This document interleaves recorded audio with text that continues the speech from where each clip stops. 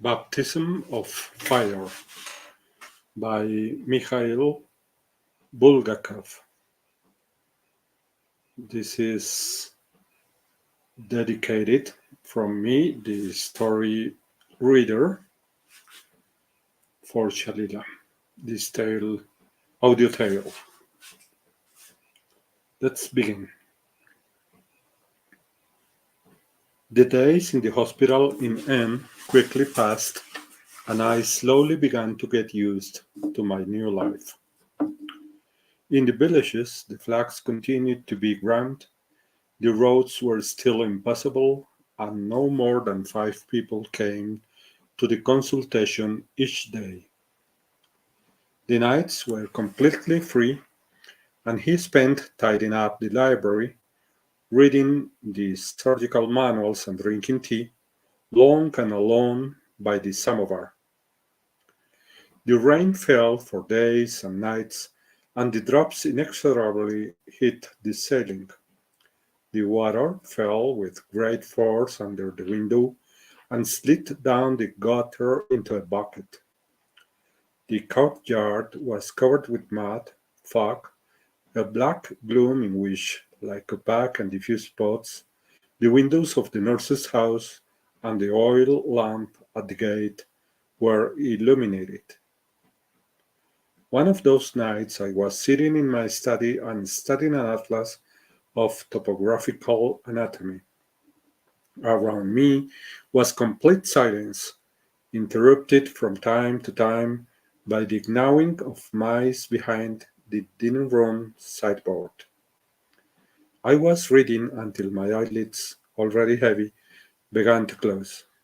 Finally, I yawned, put the atlas aside, and decided to lie down. I stretched myself and, savoring in anticipation a peaceful sleep, accompanied by the noise and the patter of the rain, I went to my bedroom and dressed and lay down. I had not even had time to touch the pillow when, in front of me, in the sleepy gloom, appeared the face of 17-year-old Anna Prokhorova from the village of Toropovo. Anna Prokhorova had to have a tooth extracted.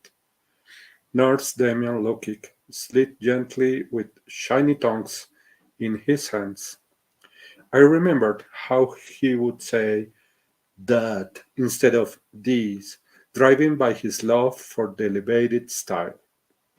I smiled and fell asleep. However, not half an hour had passed when I woke up suddenly, as if I had been jerked on. I sat down, examining the darkness with fear, began to listen attentively. Someone was knocking hard and insistently on the outer door, and from the first moment I sensed that those knocks were ominous. They called my apartment. The blows stopped, the bolt resounded, the cook's voice was heard, and in answer an unclear voice. Then someone climbed the stairs, causing squeaks, quietly entered the cabinet, and knocked on my bedroom. Who is it? It is I, replied a respectful whisper. I, Axinia, the nurse. What is it about? Anna Nikolaevna sends for you, asks me to go to the hospital at once. What has happened? I asked, and I felt my heart skip a beat. They have brought a woman from Ultsevo. You have complications with childbirth. That's it. We're already started. He crossed my head as I tried in vain to get my feet in my shoes. Ah, hell, matches do not ignite. Well, sooner or later it had to happen. I couldn't spend my whole life with laryngitis and stomach or colds. It is okay. Go away and tell him I'll be right now, I cried and got out of bed. Behind the door, Axinia's footsteps were heard, and the bolt rang again. The dream disappeared in an instant. With trembling fingers, I hurriedly lit the lamp and began to get dressed. 11:30. What complications with childbirth would that woman have?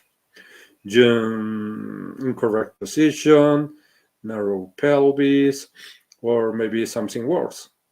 Maybe I'll have to use the forceps. Wouldn't it be better to send it directly to the city? Unthinkable. What a good doctor, everyone would say. And besides, I don't have the right to do so. No, I have to do it myself. Do what? The devil knows this. It will be a tragedy if I get confused, an embarrassment before the midwives. Although first it is necessary to see what it is. It is not worth worrying ahead of time. I got dressed, put on my coat, and mentally trusting that everything would be fine, I ran in the rain to the hospital, stepping on planks that, when they sank, made the water jump from the yard. In the semi darkness, a cart could be distinguished. Next to the entrance, the horse struck the rotting boards with its hoofs. Have you brought the woman in labor? I asked the figure that moved beside the horse. I, yes, I, little father, replied the woman's voice pitifully. In the hospital, despite the lateness of the hour, there was agitation. In the reception hall, a petroleum lamp was burning, flickering.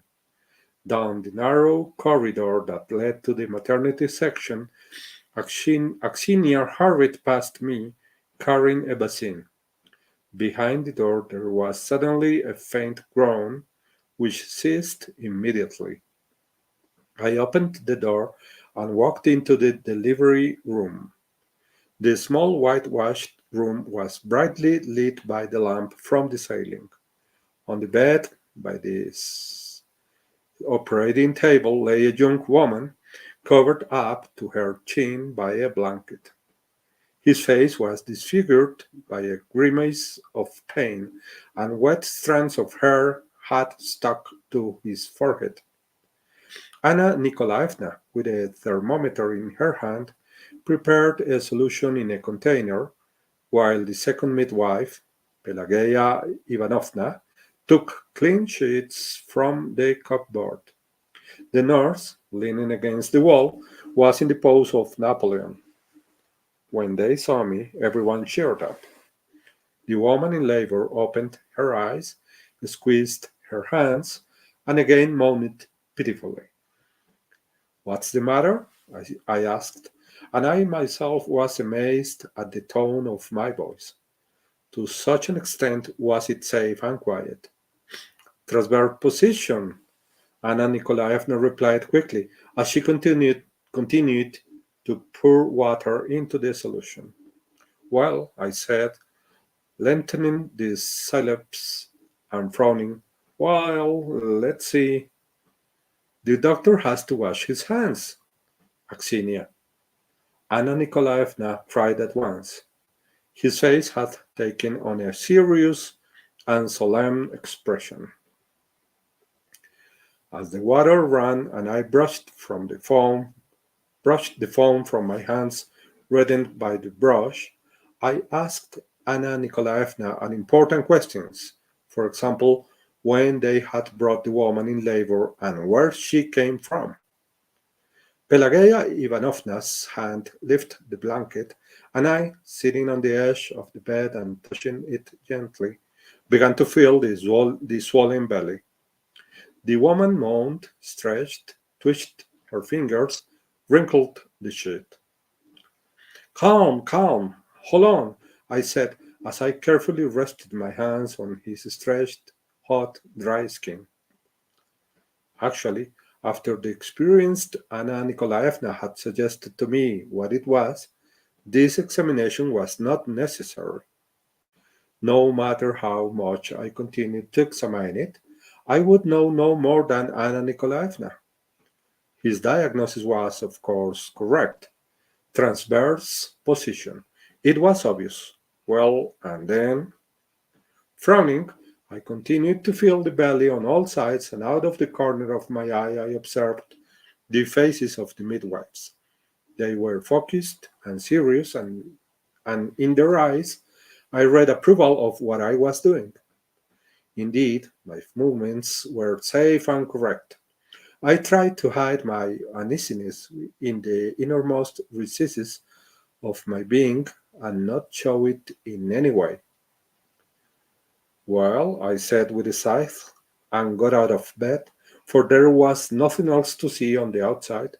Let us do the internal exploration. Approval appeared again in Anna Nikolaevna's eyes. Axinia, again the water flowed. Hey, if I could read the dotted line now, I thought sadly as I soaped my hands.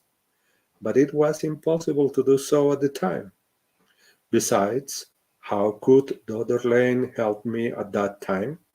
I brushed off the thick foam and smeared iodine on my fingers. The clean sheet creaked under Pelageya Ivanovna's hands. Leaning towards the parturient, I began timidly and carefully to carry out the internal exploration. In my memory, the image of the operating room of the maternity ward arose spontaneously. Electric lamps burning brightly inside opaque globes, a shiny tiled floor, instruments on top glittering everywhere. The assistant, in a snow white coat, manipulated the woman in labor. Around him were three assistants, the practicing doctors, and a crowd of students.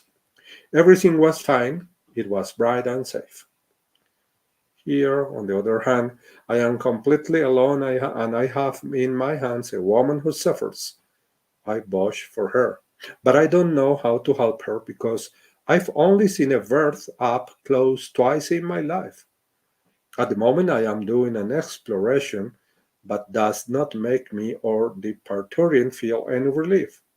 I don't understand anything at all, nor can I feel anything inside her. But the time had come to decide to do something. Transverse position. Since it is a transversal position, then it is necessary to do a turn on the little leg. She could not restrain herself, and Nana Nikolaevna said, as if to herself. An old, experienced doctor would have looked at her with disapproval for meddling and getting ahead with her conclusions. I, on the other hand, am not a person who is easily offended. Yes, I confirmed significantly. A turn on the little leg. And then the pages of the other lane flashed before my eyes. Direct turn, combined turn, indirect turn.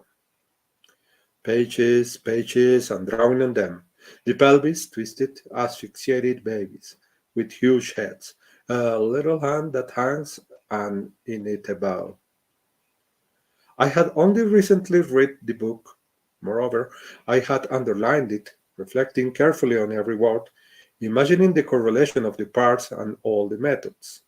As I read it, it seemed to me that the text would forever be imprinted in my brain.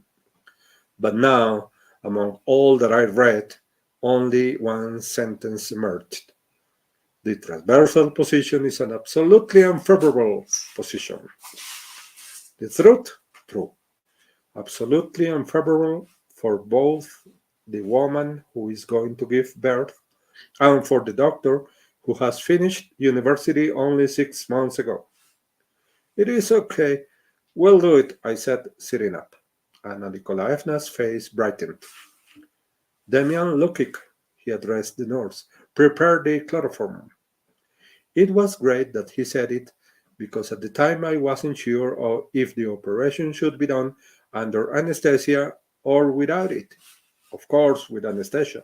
Perhaps it could be otherwise. But anyway, I had to consult the daughter lane. I washed my hands and said, not bad. Prepare it for anesthesia. Place it on the table. Now I'm back. I'm going home to get my cigarettes. All right, doctor, all right, there is time, replied Anna Nikolaevna. I whipped my hands, the nurse threw my coat over my shoulders, and without putting my arms in my sleeves, I ran home. Once in my cabinet, I turned on the lamp and, forgetting to take off my hat, I threw myself towards the shelf. There he was, Dodderlane, obstetrics operations. I began to turn the glossy pages quickly. The turn always represents a dangerous operation for the mother. A shiver ran down my spine, along my spine. The main danger lies in the possibility of a spontaneous tearing of the uterus. Spontaneo. If the midwife, when introducing his hands into the uterus as a result of lack of space or the influence of the reduction of the walls of the uterus, finds it difficult to reach the leg, he must renounce subsequent attempts to perform the turn. Not bad. If by some miracle he were able to determine these difficulties and to renounce further attempts, what would he do with this anesthetized woman from the village of Dulcebo? Later. It is strictly forbidden to try to reach the legs along the back of the fetus. He will take this into account. We will take this into account. Holding the leg that is up is considered a mistake, since doing so can cause the fetus to rotate on its own axis, which can cause a serious entrapment of the fetus and can lead to the saddest consequences. Sad consequences, somewhat undefined, but what impressive words. What if the husband of Dulcebo's wife becomes a widower? I wiped the sweat from my brow, gathered my strength, and skipping over those terrible passages, tried to remember only the essentials, what I should do and where to put my hand. But as I scrambled through the black paragraphs, again and again I came across terrible new things. They jumped out at me. Due to the enormous danger of tearing, the internal and combined turns are among the most dangerous obstetric operations for the mother. And as a final chord, with every hour of delay, the danger grows. Stop it! The reading paid off. Everything was definitively confused in my head, and in an instant I convinced myself that I didn't understand anything, and above all, that I didn't know what kind of turn I was going to make. Combined and combined, direct and direct. I left the Dodder lane and sank into the armchair, forcing myself to put my fugitive thoughts in order. Then I looked at the clock. Hell, I had been home for 20 minutes. At the hospital, they were waiting for me.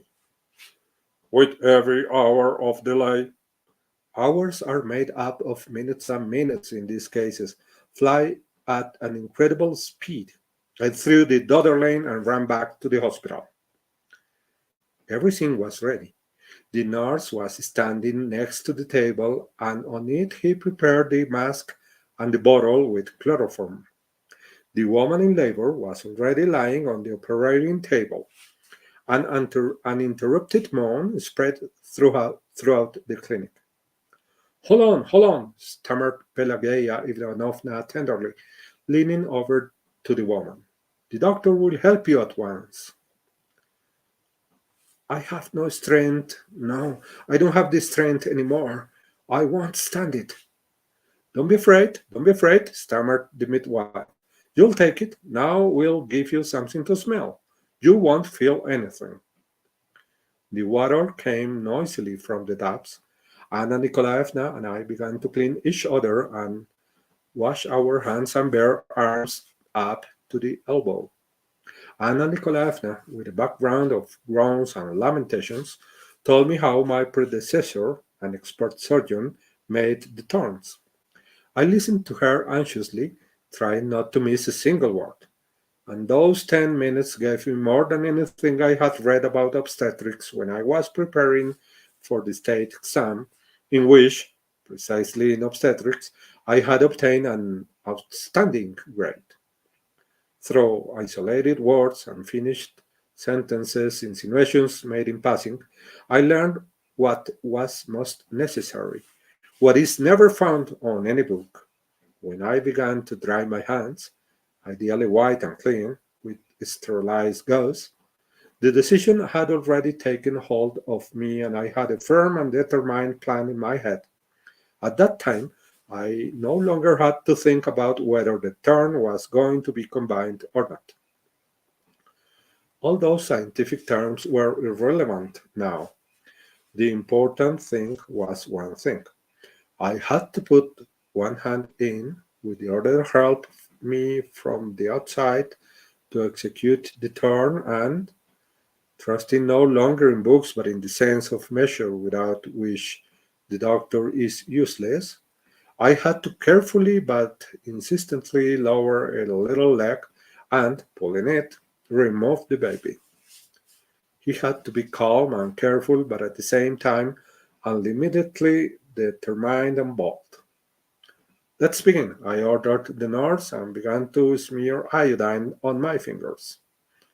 Pelageya Ivanovna immediately folded the arms of the woman in labor, and the nurse covered his exhausted face with his mask. From the dark yellow jar chloroform began to drip. A sweet, nauseating smell filled the room. The faces of the nurse and midwives became stern, as if inspired. Ah, ah, the woman suddenly cried. For a few seconds he stared, trying to take off his mask. Sujetenla. Pelageya Ivanovna seized her by the arms, bent them, and pressed them to her breast. The woman screamed a few more times, turning her face away from the mask. But he moved less and less, less and less. Then he stammered deafly. Ah, let go of me. Ah. He babbled more and more faintly. The white room fell silent. Transparent, transparent droplets continued to fall on the white gauze. Pelageya Ivanovna, the pulse? It's good. Pelageya Ivanovna raised the woman's arm and let it fall.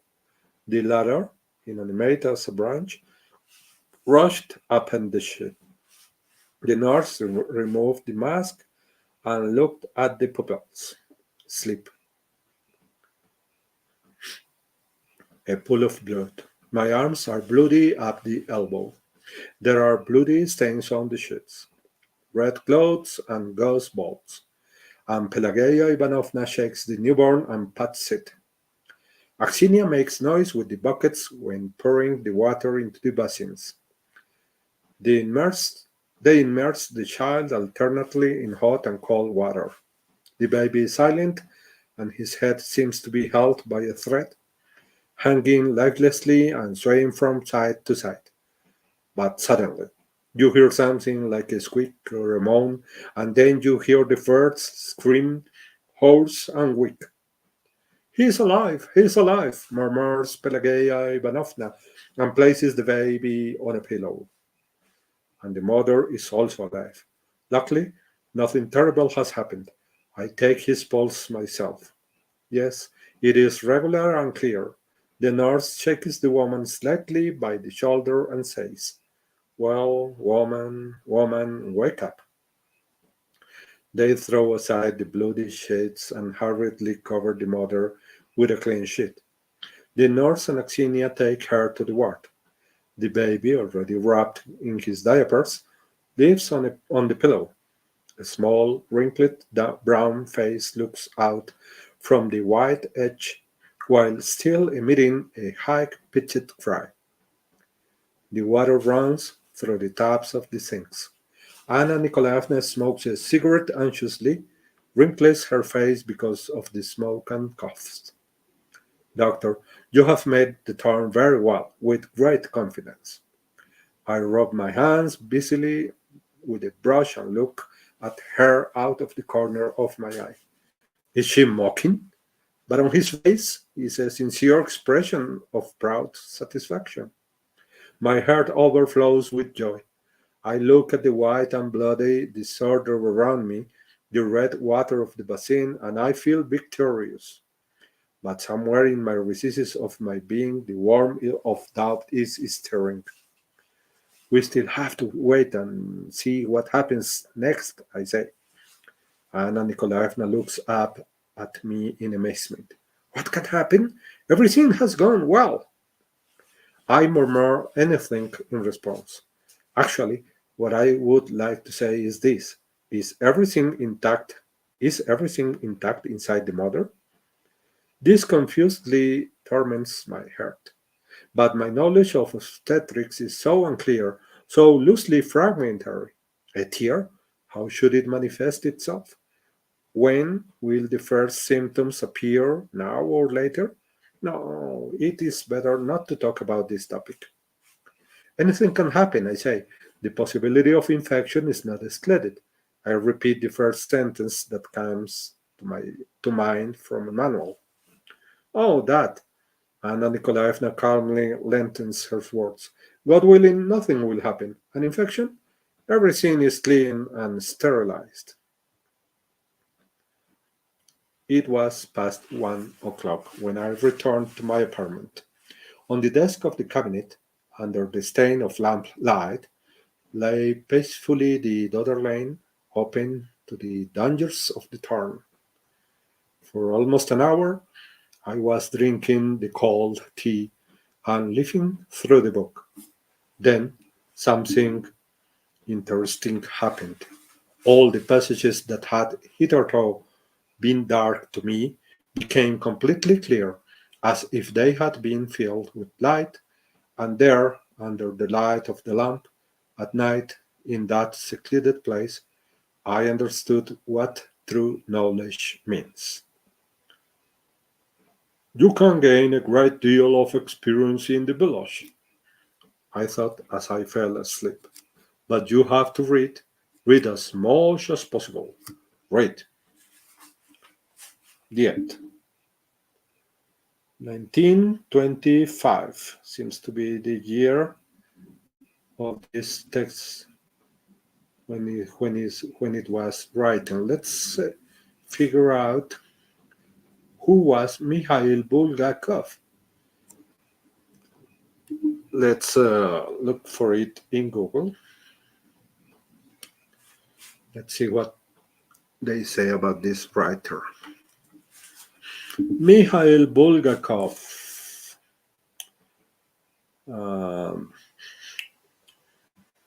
Fue un escritor, dramaturgo y médico soviético de la primera mitad del siglo XX. Su obra más conocida es la novela El Maestro y Margarita, considerada una obra maestra que fue publicada póstumamente. ¿Qué más dice Wikipedia? Fue el primogénito de los 7 hijos de Afanasi Bulgakov, profesor asistente en la Academia de Teología de Kiev, prominente ensayista ruso ortodoxo, pensador y traductor de textos religiosos. Su madre fue Bárbara Mikhailovna Bulgakova, de soltera Prokroskiava, nacida en Karachev, Rusia, y de profesión profesora. Sus abuelos fueron ambos clérigos de la Iglesia Ortodoxa. Desde su niñez se sintió atraído por el teatro y la ópera y escribía comedias que sus hermanos y hermanas representaban en casa desde 1901 hasta 1994. En 1913 contrajo matrimonio con Tatiana Lapa. En la Primera Guerra Mundial se ofreció como médico voluntario en la Cruz Roja y fue enviado de inmediato al frente de guerra, donde fue herido de gravedad al menos en 2 ocasiones. Se cree que durante el siglo su adicción fue en aumento, porque, no sé, se volvió adicto. En 1918 dejó de inyectarse morfina y nunca más volvería a hacerlo en el futuro. Su relato titulado Morfina, publicado en 1926, da testimonio de su adicción. En 1916 se graduó del Departamento de Medicina de la Universidad de Kiev, dirigió un hospital público, está bastante extensa la biografía de este señor. Bueno, acabamos de enterarnos de este escritor. Y más cuentos en otra próxima oportunidad.